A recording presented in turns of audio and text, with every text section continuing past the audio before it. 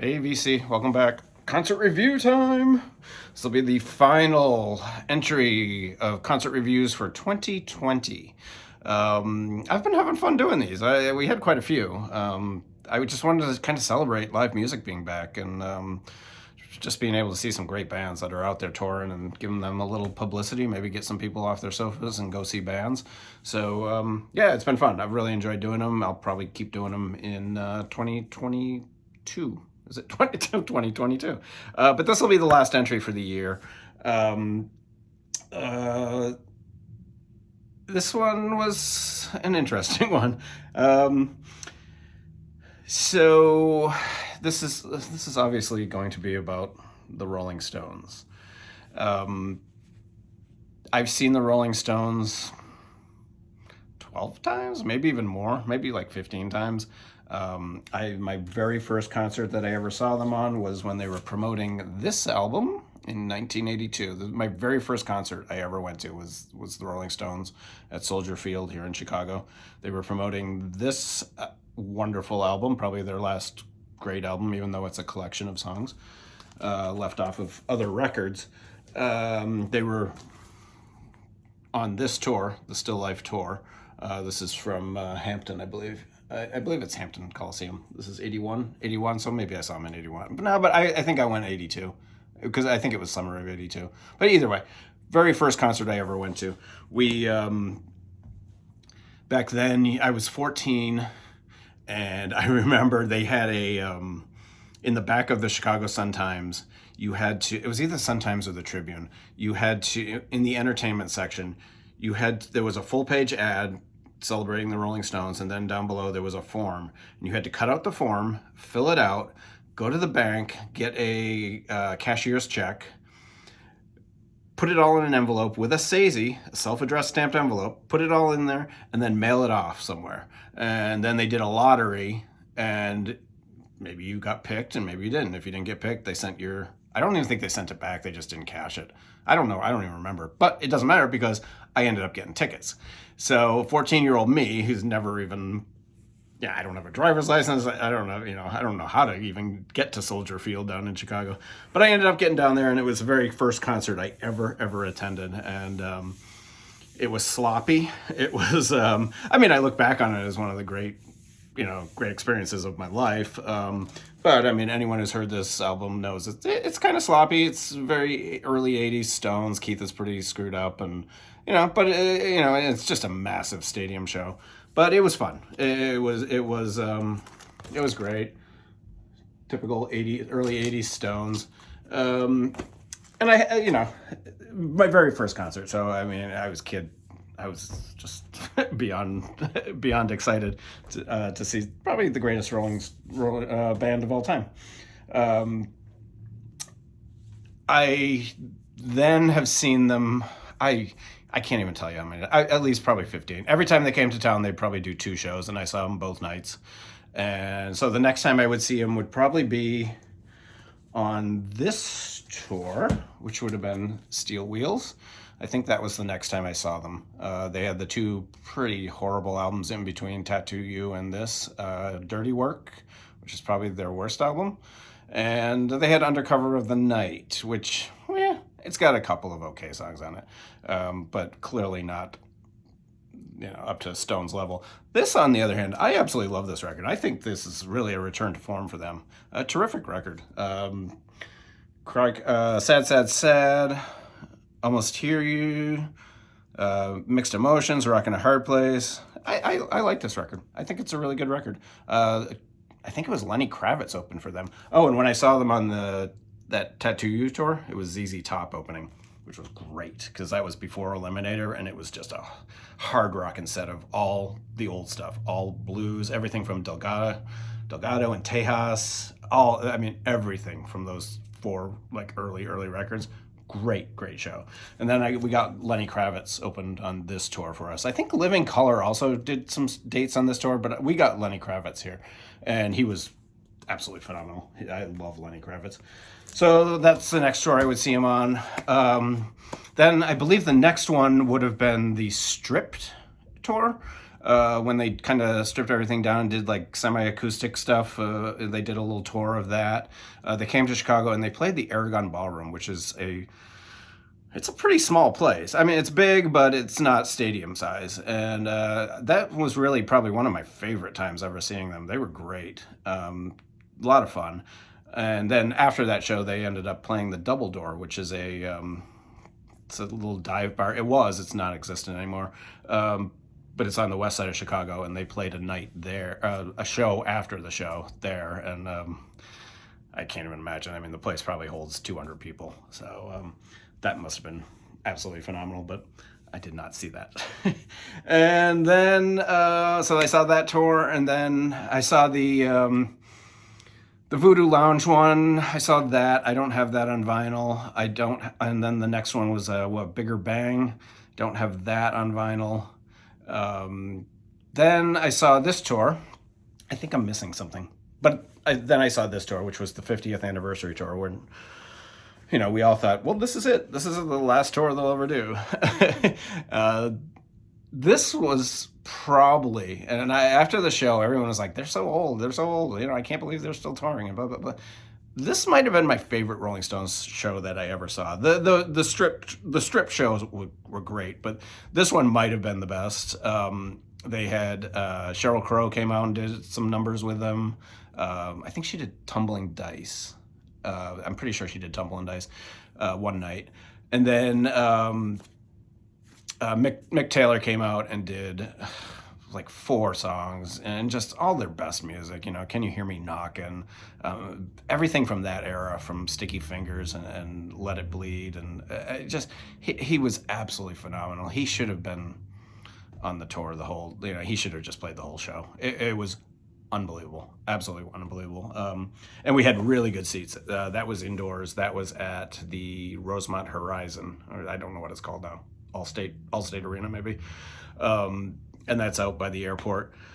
And we had absolutely incredible seats. My partner at the time, he got me.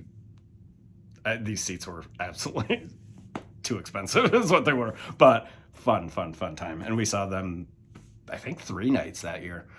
And then right before lockdown, before the pandemic, my good friend Patrick and I, we went to Soldier Field to see them, what we figured would be the final time. I mean, you're getting, at the time, I mean, Charlie was 78, I think, 77. And, I just, we kind of figured it would be the final time. So we went down to Soldier Field to see them. Fun show. Patrick hadn't seen them for a few years, and we had an absolute blast.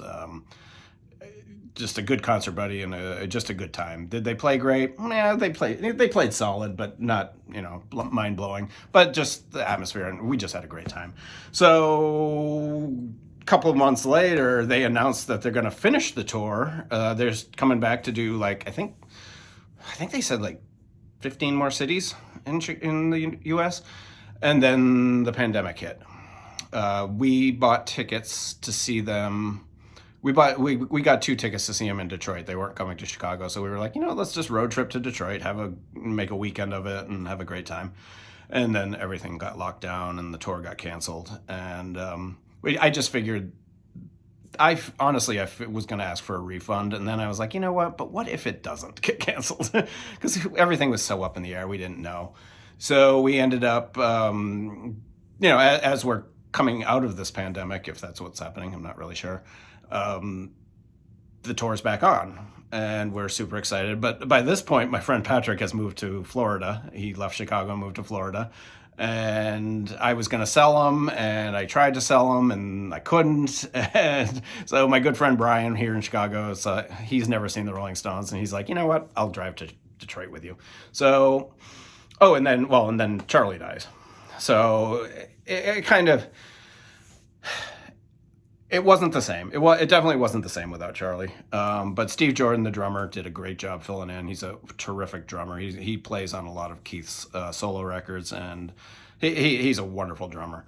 So Brian and I hop in the car. We drive to Detroit to see them at Ford Field. I have to admit, the venue was nicer than I thought it was going to be.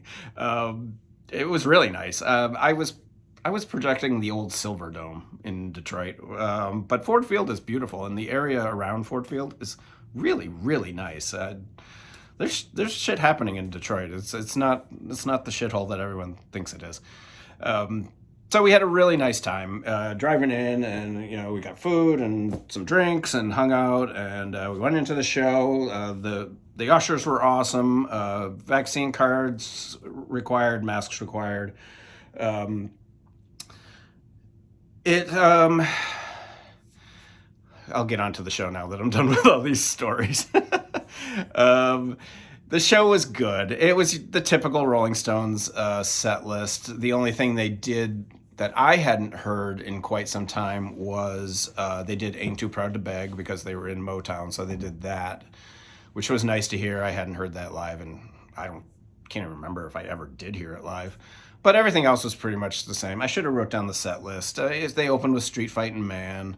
They did a nice tribute to Charlie on the video screens before, and then they just busted into, and it did send chills up and down your spine. It was pretty cool.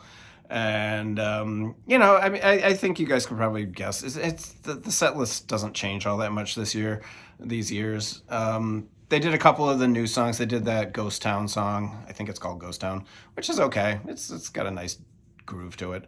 Paint It Black was a highlight for me. Probably my favorite Rolling Stones song. And then the rest, Sympathy for the Devil, Can't Always Get What You Want. Give Me Shelter was an encore. Satisfaction, Jumpin' Jack Flash. I mean, it's pretty standard set list. They did not go crazy or do any deep cuts. Keith did his two numbers. He did Connection and Before They Make Me Run, which is my favorite Keith song. The only issue is Keith really had no idea what the lyrics to either song were. So the playing. Mick was typical Mick. Mick was all over that. First of all, that stage is huge. And for a man who's 78, and I believe, he was running all over that stage, up and down, across, back, all night long. I can barely get out of the bed in the morning at 54. And this guy, I'm telling you, it was pretty impressive.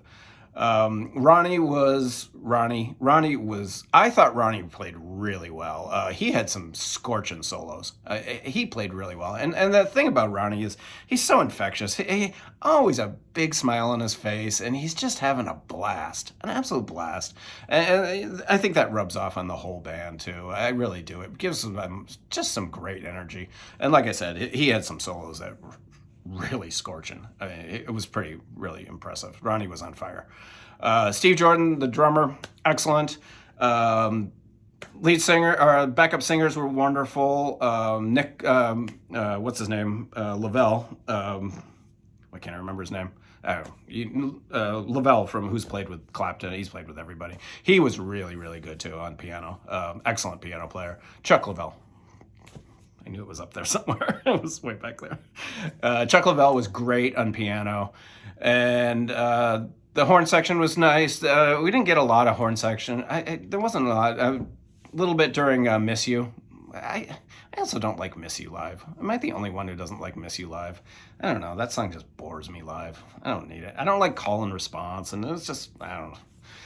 God, I'm getting old. I sound like an old curmudgeon doing a review of old curmudgeons.